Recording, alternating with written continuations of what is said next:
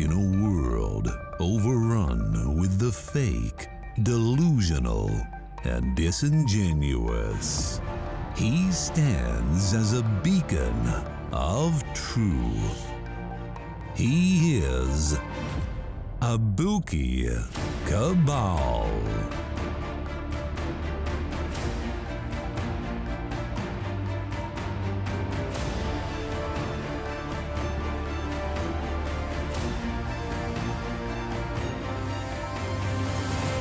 You are listening to Abuki Cabal. Welcome to the Abuki Cabal Show.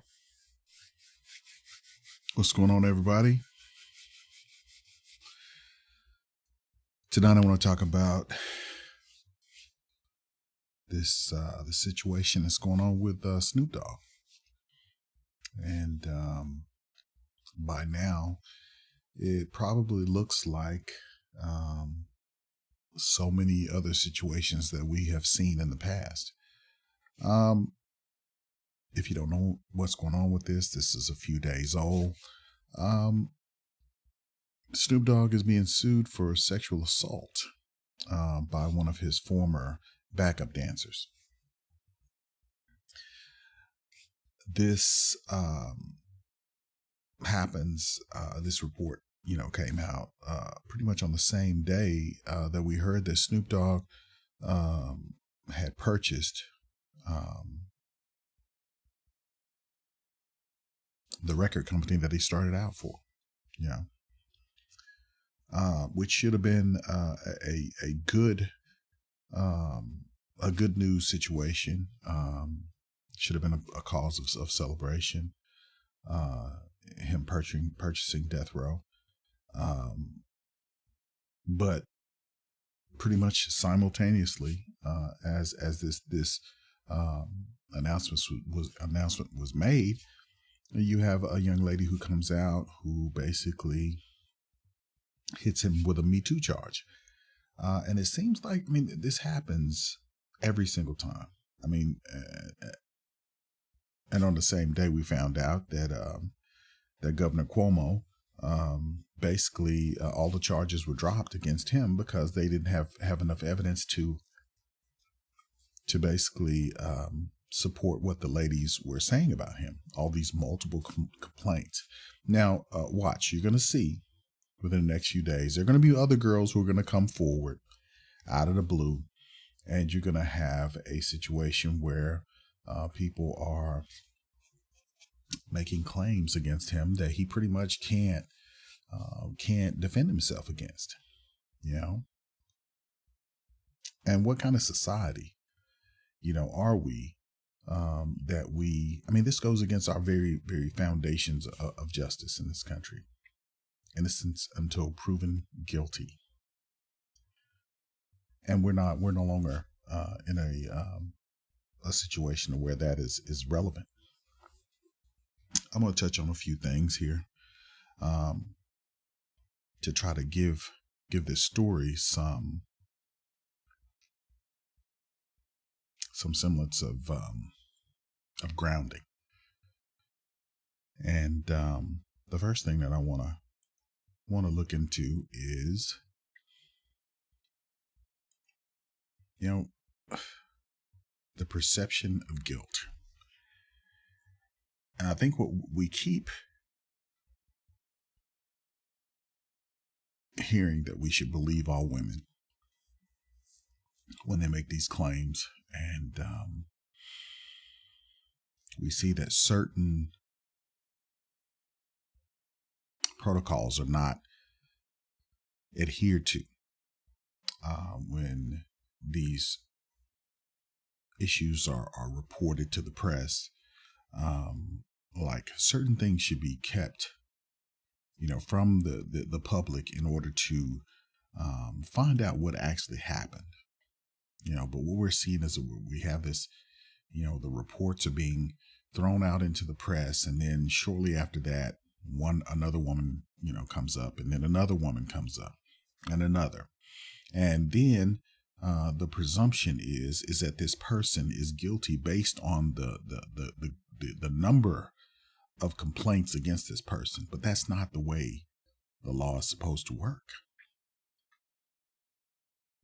We see time and time again where multiple women who have supposedly had the same experience are put into the same room and are given ample opportunity to compare their stories.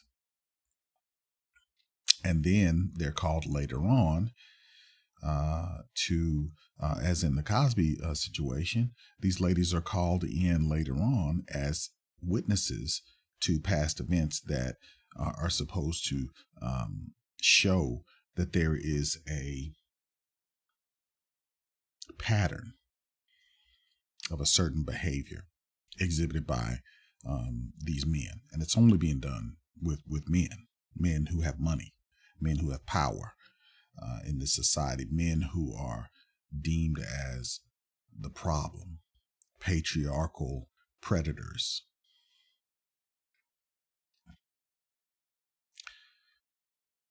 This doesn't look good on us as a society if this is the way that we are going to proceed into the future. Now, the presumption of guilt. A presumption of guilt is any presumption. It's defined as any presumption within the criminal justice system that a person is guilty of a crime. For example, a presumption that a subject is guilty unless or until proven innocent. Let's talk about evidence. Okay, evidence is supposedly required to find a person guilty.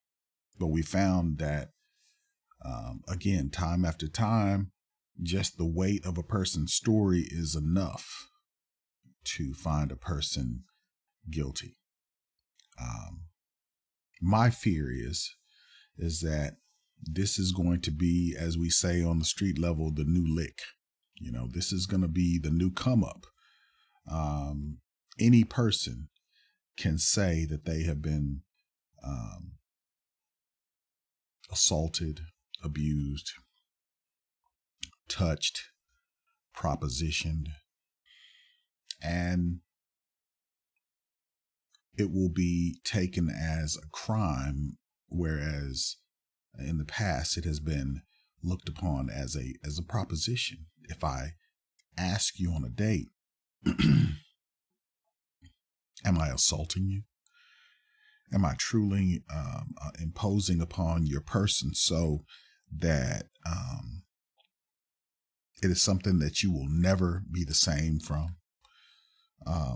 The ways in which our great grandfathers, grandmothers, grandfathers and grandmothers proposed to each other today would be deemed an assault on a woman's person. And any sensible person would look upon this and see this as a threat to our way of life. A person can't even approach a woman nowadays without a man. Let me just say that. A man cannot approach a woman nowadays without a fear of some sort of legal situation as a result of him showing interest in this woman. You have, married men out here who are basically, in the entertainment industry, who we are supposed to believe that these women never even think about the wives or anything like that, but they're in the wife's house, asking for something to relax why do you need to relax in another woman's house?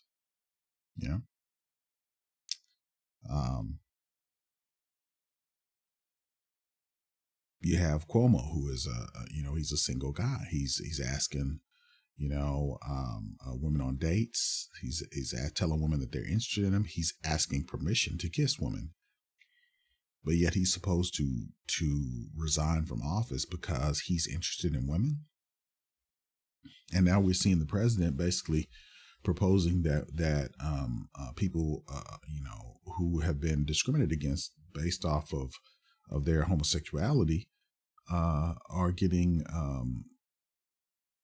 some sort of recompense sanctioned by the state. Yet heterosexuality is being assaulted every day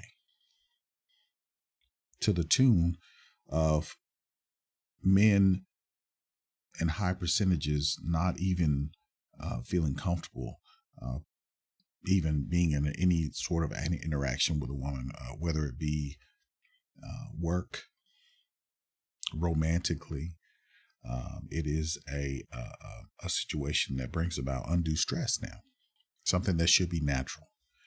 You don't see, male and female lions and tigers, switching it up now. You don't see male and female primates, switching it up and trying to kill the males because the males are trying to mate with them. You just don't see these things in nature. But my theory is that we are seeing humanity become so comfortable in the Western world that things that should come easy, like male and female interaction, have become thought about to the point to where it's become more complex than it needs to be. We have this mythology out here that there are roving bands of men out here basically imposing themselves upon women with no evidence to support this mythological storytelling that's being taught in colleges. Young ladies who are not even old enough to even have an experience, a negative experience, are talking about stories and situations and scenarios that they aren't even old enough to have had, but they have emotions and feelings about how they are being squashed by the male community and how their opportunities are just not are non-existent. Nothing has ever happened to them, but they feel a pressure that it's going to happen, that it's keeping them in a certain space, a smaller space, that they are not allowed to expand to their full potential. We call this the color purpling of, females' perception about their existence in our society. And yet we see that the color purple is now going to be remade in order to propel the story, I guess, into the future with even more fervor about the mistreatment of Black women. This should cause us all concern. No sector of our society should be able to be inundated with imagery and stories to the point to where it keeps them from being able to experience life the way it should be experienced.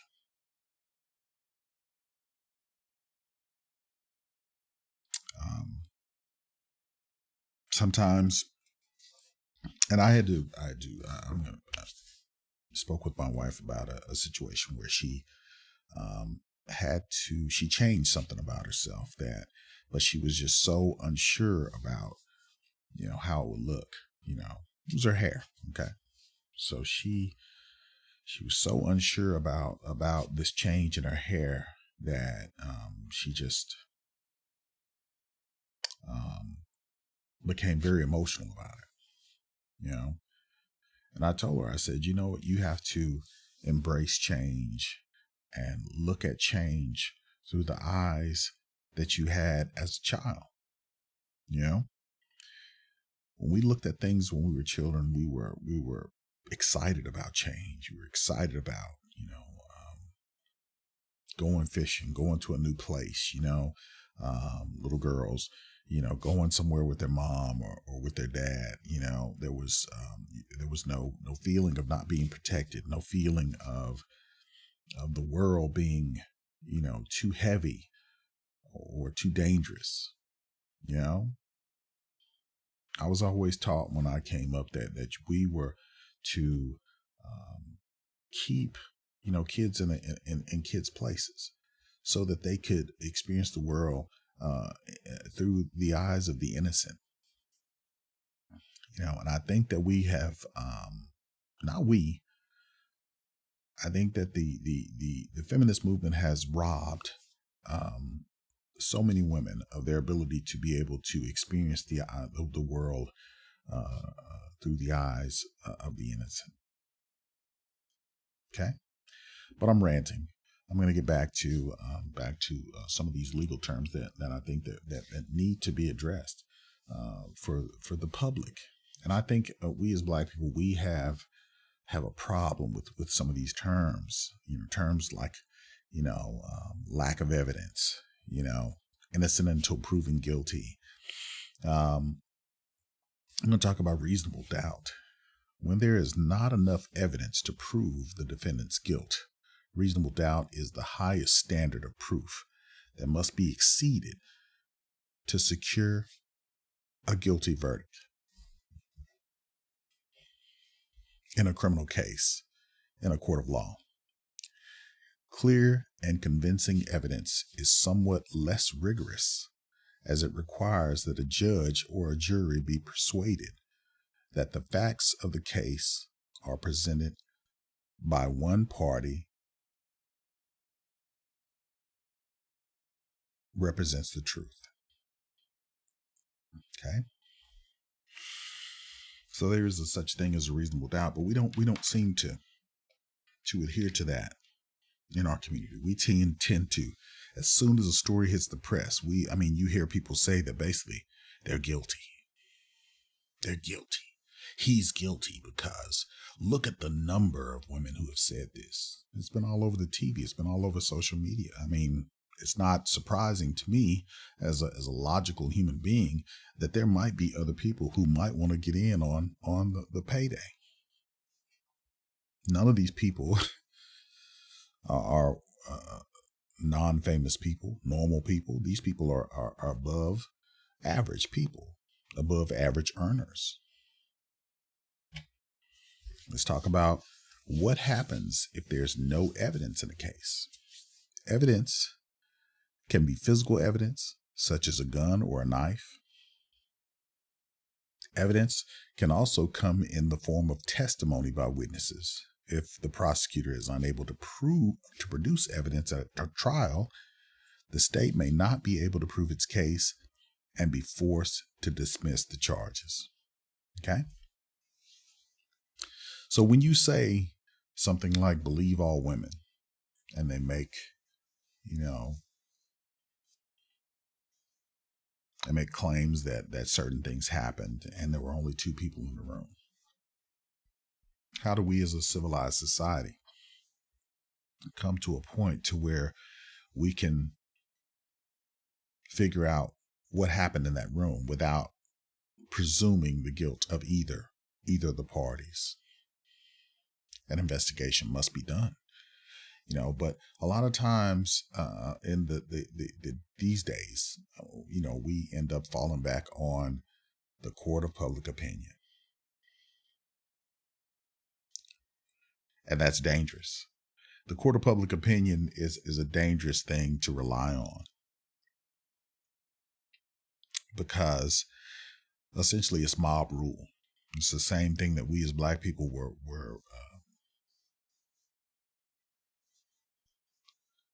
killed under, subjugated to, under Jim Crow, under slavery, Reconstruction. Those are the things where mob justice comes, mob rule comes out, and they pick one person, they pick that person must be guilty of whatever the claim was. But we all know what the claim was. We just can't use that word because we get shadow banned. We heard the stories. You bump into a young lady in a elevator and she yells the word, and the next thing you know, a mob assembles and you see their version of justice inflicted upon the innocent in the forms of men's eyes being gouged out, their reproductive organs removed in public, stripped naked, burned, all manner of atrocities done to these men. But nowadays we don't remember any of that. You know, the evolution of justice has forgotten those days. So now, under the illusion of equality, we now are asked to believe all women who come out and make claims about these things, instead of allowing justice to take its course. Everything doesn't need to be in social media. Everything does not need to be exposed to the public for the public to work itself up into a fervor in order to destroy the person who is presumed to be guilty. I can't help but to think about every instance that has happened over the last 2-3 years since Tarana Burke and the rest of the women who are motivated to do something about these assaults against women. And if there is no obstruction to the finding that that this person did do something wrong, I have no issue with that. But when we find that men's lives are being destroyed, their livelihood is taken from them without a single day in court. All it takes is that a woman can come back 30 years, 10 years, 13 years, whatever the case may be, and they can come back and they can say 60 years in one case that the man did something to them. And now his entire legacy is stripped from him based on the claim of 1, 2, 3, 4. It really doesn't matter how many women it is. It could be a dozen women, but if it can be proven in the court that we give jurisdiction, the court of law, if it can't be proven in a court of law, then it can't be entertained. But we live in a day now that men can be destroyed by witch hunts.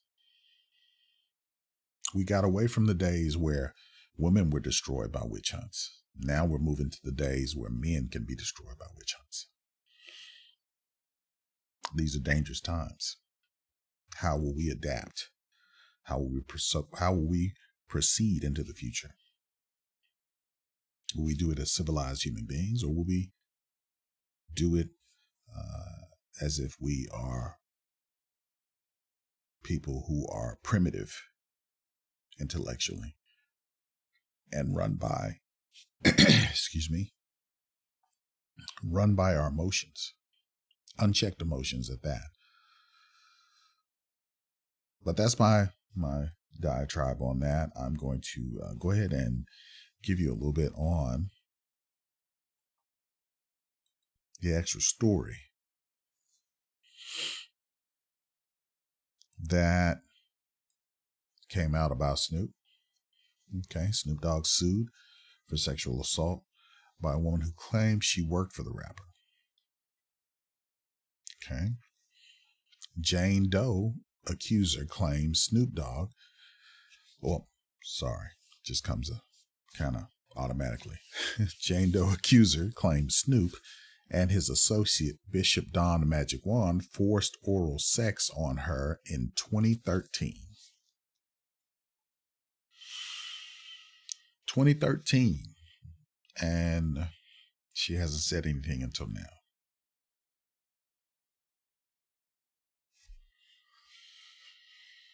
Now, some people will say that that is victim shaming.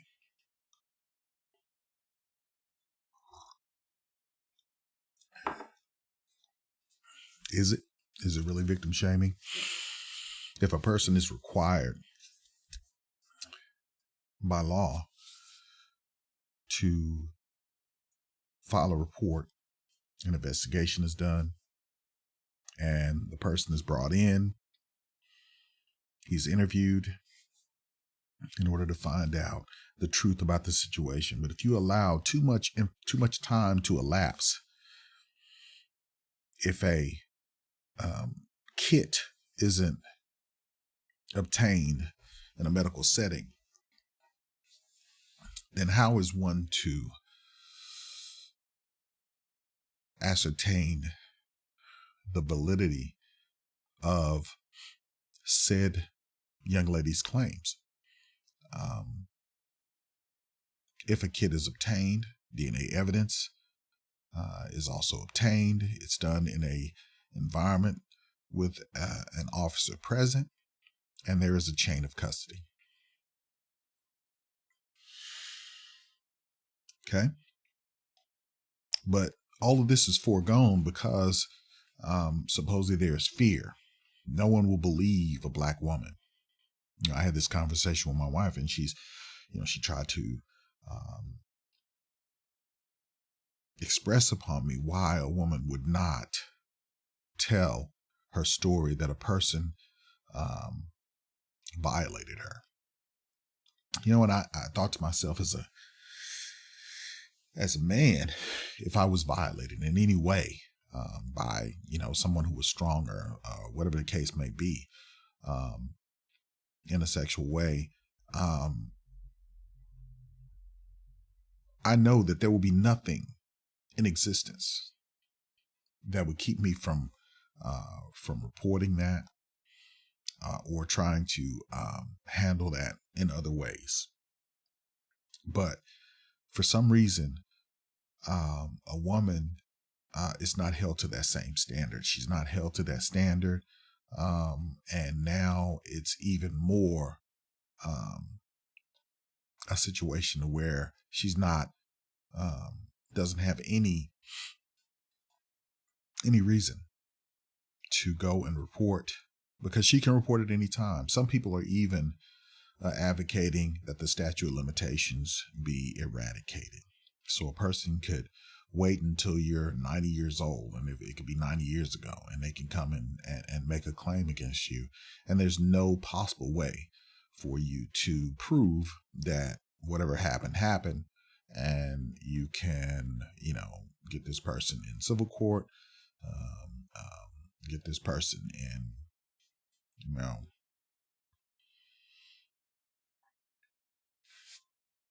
any way that you desire, essentially. You can get money from this person. You can stop this person's career, whatever the case may be. And you don't even have to take them to court. You don't even have to prove that this person did what you did. But we know. Look. Snoop Dogg has been gone to awards with women on dog collars and whatnot. He embraced the pimping lifestyle at one point visually. I don't know whether he did that on the outside, but if that's the case, I just find it disturbing that it is so easy to remove a woman's agency in her decision making, but not a man's. We see that there is this this cry for equality, but not really equal. We want it close to equal, but not really equal.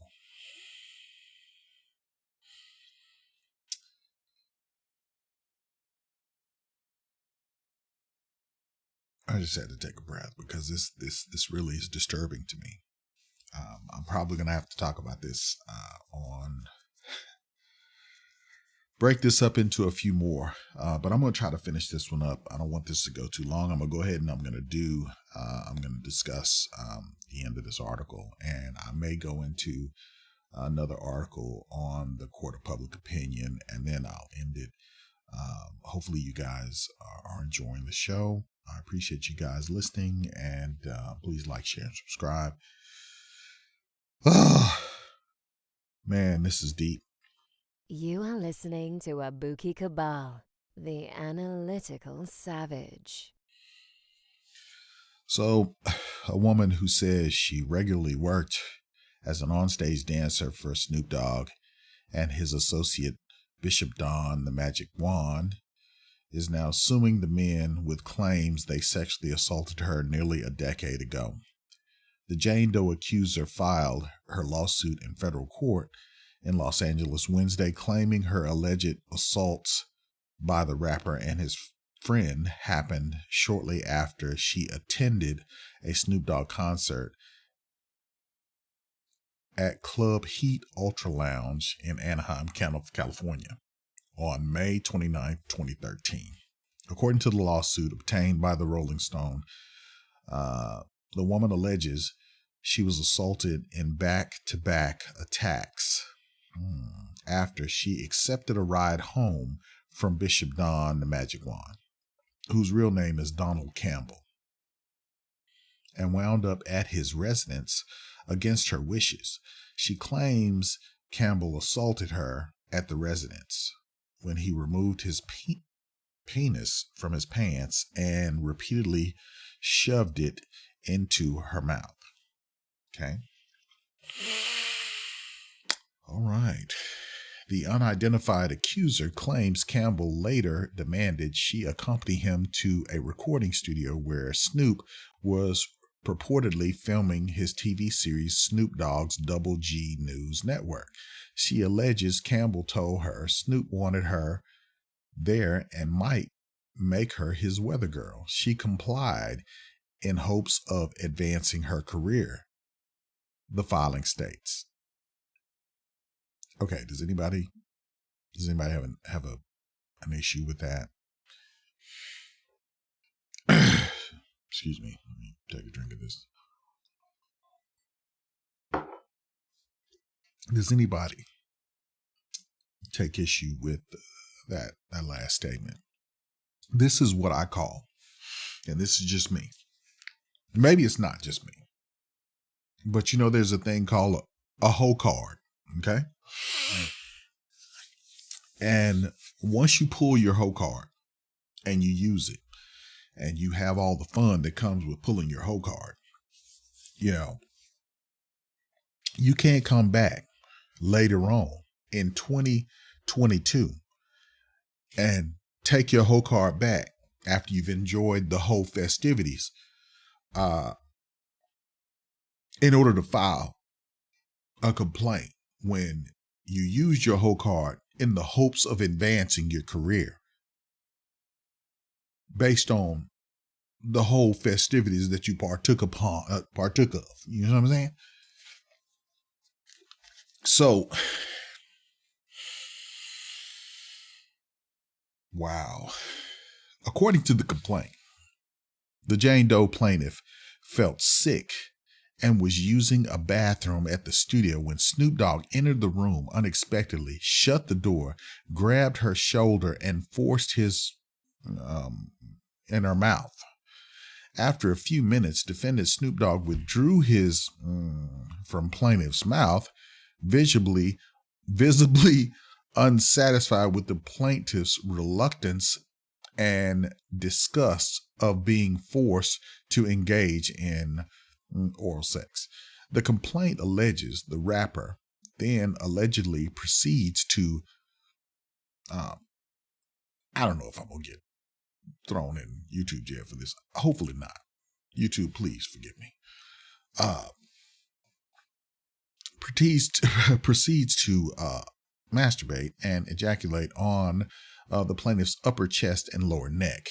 He then purportedly said, "I'll get you something to clean up with," and left the accuser humiliated, terrified, and panicked in the bathroom without returning. A spokesperson for Snoop called the allegations meritless and part of a shakedown scheme. A rep for Don the Magic Wand had no immediate response when reached by email. The woman claims she didn't immediately report the alleged assaults because she was thinking about her job security if she displeased the rapper. She claims she worked for various companies owned by or associated with Snoop Dogg for several years.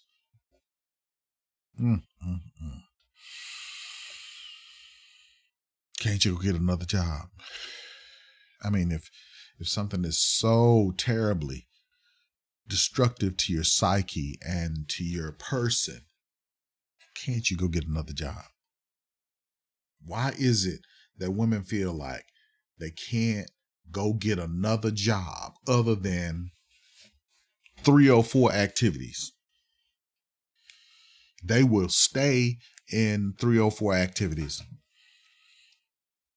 and use that whole card to the max. And then say later on it was fear. I think that basically what's happening is basically she's hit the wall. And now she's trying to cash in her insurance policy that she counted on for all these years. I mean, who knows? I don't know. Maybe she kept a t-shirt or something. Maybe she took one, did a Monica Lewinsky or something, and maybe she kept it or something. Who knows?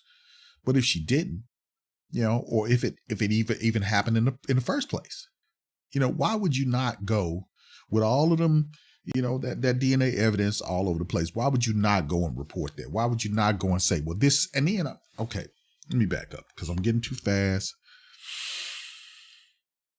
How does one force themselves into an orifice that does not want to be filled? Okay. Now I've talked to a few females about this, and they all came back with the same answer. If I don't want to do it, it's not going in there. You know what I mean? And if it does get even close to the teeth, it's going to get bit. Okay? So let's move on here. Plaintiff felt pressured by defendant Snoop Dogg due to his dominance and his position of power over her, including his ability to hire and fire her and ensure that she would never be hired in his industry again, her filing says. Now, okay. How many, and I've been around a lot of strippers and, women who, engaged in this type of activity, and rarely have I heard them orate, with such eloquence in this fashion, a complaint like this. You just don't hear them coming out and saying that they feel pressured by the defendant due to his dominance and his position of power over them. So probably her lawyer added all of this in because this is not what she said, but they juiced it up for it to sound the way it needed to sound. And I'm sure she's going to get coached because, I'm not lying here. I don't know. Maybe Lee's going to do a thing on this, lead attorney. If you're not checking him out, shout out to lead attorney. Lawyers do coach. Tasha K got coached. She didn't listen, but she got coached. Okay. So they're going to coach her, in order for her to sound more convincing, to appear more hurt, to exude the type of mannerisms that would be convincing for her to make Snoop look like shit. Okay, so let's move on. Her filing says she obtained the right to sue from the Department of Fair Employment and Housing on December 20th, 2021, and agreed to attempt to resolve this dispute through private mediation that took place on February 8th, 2022. Okay, let's break that down. Through private mediation. That means pay up for me to shut up. That's what that means. We can resolve this if you just give me a check. Okay? After you've already paid me for being, your girl in your backup videos and all that stuff, I'm going to come back at a later date and I want you to pay me even more, $200,000-$300,000 or something for me to just make this go away. Cause Snoop, I know you're married and, you was hanging out with this, with this ex-pimp, Don the Magic Wand and whatnot. And I know you want this to go away, especially because, you just bought, Death Row and, you're doing Martha Stewart and you got all of this stuff going on. And Snoop, I'm sure I probably took a look at your, how much you're worth in 2022 before I came and I did this. But, we're not supposed to think about any of that stuff because that's just not the way the real world works. We're not supposed to shame the victims. But I say to you, is Snoop not a victim as well in this? There could possibly be two victims in this. Okay? Or there could just be one victim in this. I know smaller people who have been taken by this very same scenario.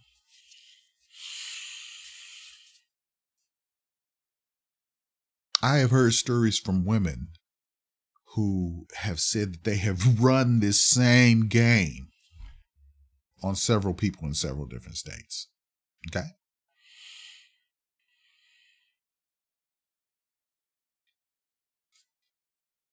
What are you going to do? You can't defend yourself against this. You can't, as a man, defend yourself against this. But let's move on. I'm getting into anecdotal evidence, something that I despise. The filing says the mediation was unsuccessful. So Snoop said, I'm not paying you shit. Okay?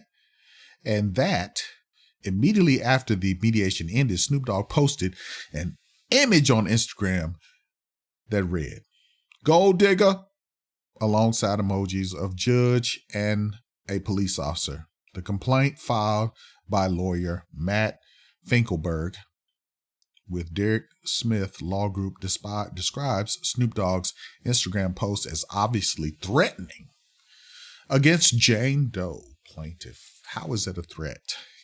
He just called her out. You trying to get paid. That's what gold digger means. You trying to get paid. I ain't do nothing to you. What's wrong with a person saying that? What's wrong with Snoop Dogg saying that? What's wrong with him posting that on Instagram? What's wrong? If he's truly not guilty, what's wrong with him saying he's not guilty? See, but in this day and age, you're not supposed to say nothing. You're just supposed to sit back and allow this accuser to become all powerful to the point to where she can snap her fingers. And everything that is you, everything that you've ever accomplished is gone. That is the reality of men today. Is it fair? Nope. But like my daddy always said, life is hard. And it ain't fair. If you're looking for fairness, you will not find it. So, kudos for Snoop Dogg for standing up for himself. Kudos for every man who stands up for themselves for this new tactic that is to come out and, basically say something happened, in umpteen 90, whatever, and take your money. So let's move along here. Snoop Dogg, born Calvin Broadus, was previously sued by makeup artist Kylie Bell. Now, this is the part where they say he has a pattern, okay? Who alleged the rapper and members of his entourage sexually assaulted her in 2003, sorry. Shortly before filing her complaint, Bell was sued by Snoop Dogg for extortion. Bell later dropped her lawsuit, explaining in a statement that the matter has been resolved amicably. Again, when you pull that card, ladies, you know, you can't go back later, you know, and take the card back and say, I never ever engaged in any of that, activity in order to enrich myself when I was young and, buxom and whatnot. You know, save your money, use it appropriately, move on. But to come back after the people who gave you an opportunity, you know, when you used, you know, your carnal gifts, you know, the way you wanted to use them. And then later on, you're going to say that, no, I was forced into that. No. You can't do that. So let's move on. Let's talk about the court of public opinion and what it is. It's mob justice and reputation as revenge. Okay. This is why this is relevant. So we're going to look at this. Wired did a nice little article on this. And, we'll talk about it here. Recently, Elon Musk and the New York Times took to Twitter and the internet to argue the data and their grievances over a failed road test and car review. Meanwhile, an Applebee's server is part of the Change.org petition to get her job back after posting a pastor no-tip recipient comment online. And when he wasn't paid quickly enough, a local fitness SF web developer rewrote the company's webpage to air his complaint. All these cases are seeking their judgments in the court of public opinion. The court of public opinion has a full docket. Even brick and mortar establishments aren't immune. More and more individuals and companies are argumenting, even bypassing entirely the traditional legal process, hoping to get more favorable hearings in public. Okay. Bruce Shiner is a security technologist and author. His latest book is Liars and Outliers, Enabling the Trust Society Needs to Survive. Okay. He wrote this. Okay. Every day, we have to interact with thousands of strangers, from people we pass on the street to people who touch our food, to people who enter short-term business relationships with, relationships with. Even though most of us don't have the ability to protect our interests with physical force, we can all be confident when dealing with these strangers, because, at least in part, we trust the legal system will intervene on our behalf in case of a problem. Sometimes the problem involves people who break the rules of society, and the criminal courts deal with them. When the problem is a disagreement between two parties, the civil courts will. Courts are an ancient system of justice, and modern society cannot function without them. What matters in this system are the facts and the laws. Courts are intended to be impartial and fair in doling out their justice, and societies flourished based on the extent to which we approach this ideal. When courts are unfair, when judges can be bribed, when the powerful are treated better, when more expensive lawyers produce more favorable outcomes, society is harmed. We become more fearful and less able to trust each other. We are less willing to enter into agreement with strangers, and we spend more effort protecting our own because we don't believe the system is there to back us up. The court of public opinion is an alternative system of justice. It's very different from the traditional court system. The court is based on reputation, revenge, public shaming, and the whims of the crowd. Having a good story is more important than having the law on your side. Being a sympathetic underdog is more important than being fair. Facts matter, but there are no standards of accuracy. The speed of the internet exacerbates this. A good story spreads faster than a bunch of facts. This court delivers reputational justice. Arguments are measured in relation to reputation. If one party makes a claim against another that seems plausible based on both of their reputations, then that claim is likely to be received favorably. If someone makes a claim that clashes with the reputations of the parties, then it's likely to be disbelieved. Reputation is, of course, a commodity, and loss of reputation is the penalty this court imposes. In that respect, it less often recompenses the injured party and more often exacts revenge on the retribution.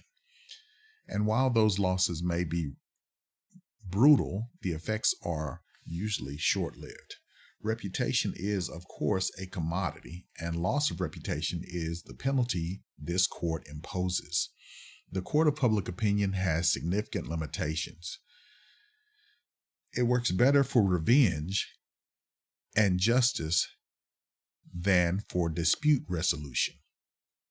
It can punish a company for unfairly firing one of its employees or lying in an automobile test drive, but it's less effective in unraveling a complicated patent litigation or navigating a bankruptcy proceeding.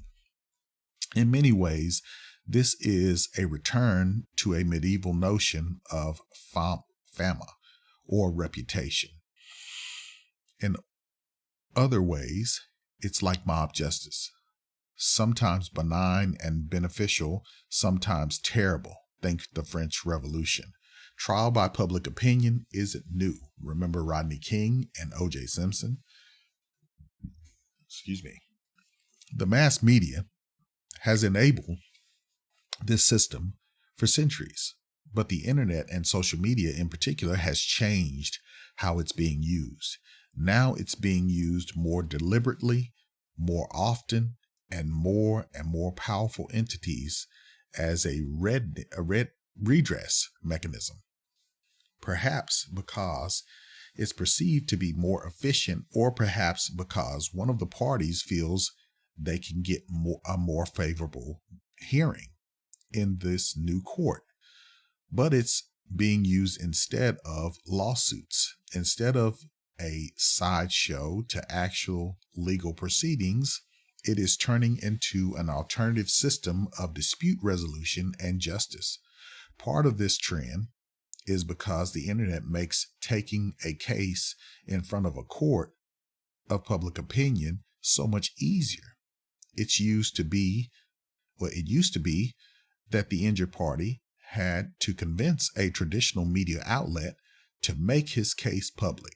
Now, he or she can take his case or their case directly to the people.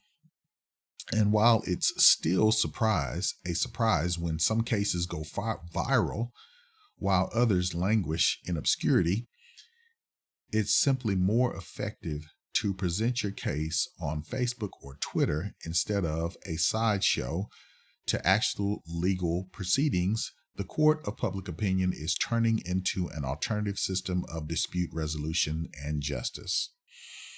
Another reason is the traditional court system is increasingly viewed as unfair today. money can buy justice, not by directly bribing judges, but by hiring better lawyers and forcing the other side to spend more money than they are able to.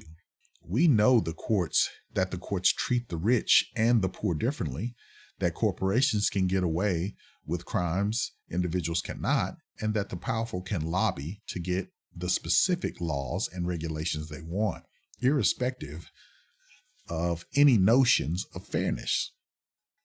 Smart companies have already prepared for battles in the courtroom of public opinion. They've hired policy experts, they've hired firms to monitor Facebook, Twitter, and other internet venues where these battles originate. They have response strategies and communication plans in place. They've they've recognized that while this court is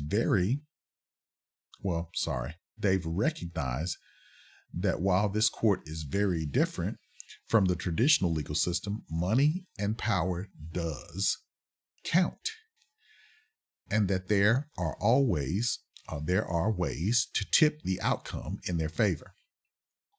For example, fake grassroots movements can be just as effective on the internet as they can be in the offline world. Okay, I'm gonna stop there for a second. These fake grassroots movements.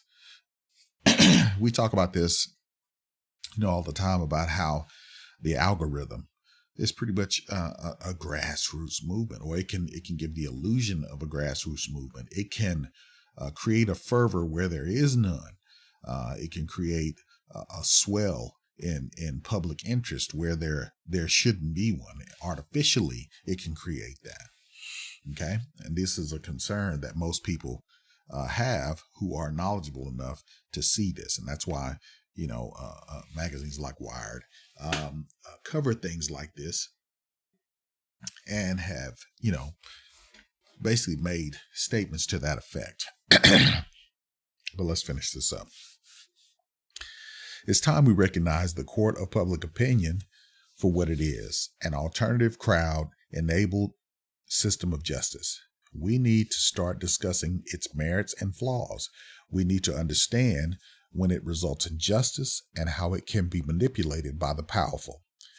We also need to have a frank conversation about the failings and the traditional justice scheme, and why people are motivated to take their grievances to the public despite 24-hour PR firms and incident response plans. This is a court where corporations and governments are at an inherent disadvantage. I would argue also that any person lower than a corporation is at a disadvantage. A corporation can do the same thing to you that they're trying to protect these corporations from. We see that these organizations, Me Too, Black Lives Matter, who are basically advocating for, not black people, but for homosexuals and for women, basically spin the narrative in their favor. And the average person, the low-level person, the people who are actually being killed, the black men who are being killed and whatnot, they get no time. They get no empathy for their situation. And this is due to the power that these people have to direct how the story is being told and how the message is essentially going to be received. Okay. So let's move on here. This is a court where corporations and governments are at an inherent advantage. Again, I disagree with that. And because the weak will continue to run ahead of the powerful, those in power will prefer to use more traditional mechanisms of government, police, courts, and laws. Social media researcher Dana Boyd, had it right when she wrote here in Wired, in a network society, who among us gets to decide where the moral boundaries lie? This isn't an easy question, and it's at the root of how we as a society conceptualize justice. It's not an easy question, but it's the key question. The moral and ethical issues surrounding the court of public opinion are the real ones, the ones that society will have to tackle in the decades to come. That's real. Very interesting article. I will put that into the comments, and make sure you guys get that, and you can read that, and hit me in the comments. Tell me what you think about it. Excuse me. But that's a lot, that we have to think about, and that's just one story. I'm going to talk about another individual. I've already talked about, Governor Cuomo, but I'm going to talk about Big from Sex and the City. The same thing happened to him. He's been destroyed and has never set foot in a courtroom. They are erasing this man from all of his work, potential gigs that he had. He's being erased from without being tried in a court of law. It is un-American. I appreciate you guys listening. I will continue to try to bring you guys things that I find interesting, that I think that you guys would find interesting. Again, please like, share, and subscribe. If you guys have any comments, please hit me in the comment section. I do go through and try to address your comments. Again, thank you guys for listening, and I hope you found this interesting. Have a good day. I feel like a